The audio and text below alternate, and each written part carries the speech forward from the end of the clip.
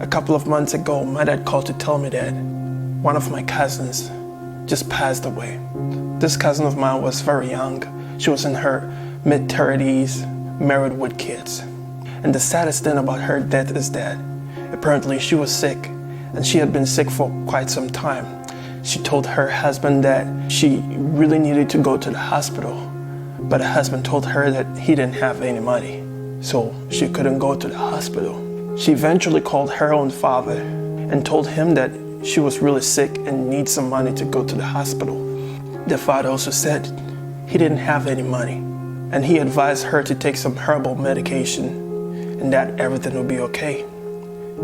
3 days later, she was found unconscious. She was rushed to the hospital and she was pronounced dead. What sickens me in this whole situation is that why did they have to sit down for her to fall unconscious before they rush her to the hospital? Why did they get the money to rush her to the hospital when she was unconscious? And the most annoying thing is that when she died, the family had money for a 1-week celebration. And not only that, they had money to buy a coffin. They had money for a funeral. They had money for food during the funeral. And lots of people attended this funeral. My question is that where were all these people when she was alive? How come they couldn't give all this money when she was alive to all the people that attended the funeral?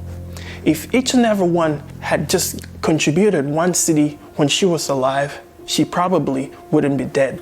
It's so sad how in our African society, we spend so much money on the people who are dead than the people who are alive.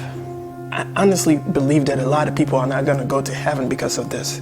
Because the Bible says that I was hungry and you didn't feed me. I was sick and you never came to visit me. I was in prison and you never came to see me. But when it comes to the dead, the Bible says that let the dead bury the dead. But we've turned it the other way around. We attend funerals in our numbers, but we never go to see the sick. We never go to visit the people in prison. It's about time we take a stand. It's about time we make a change.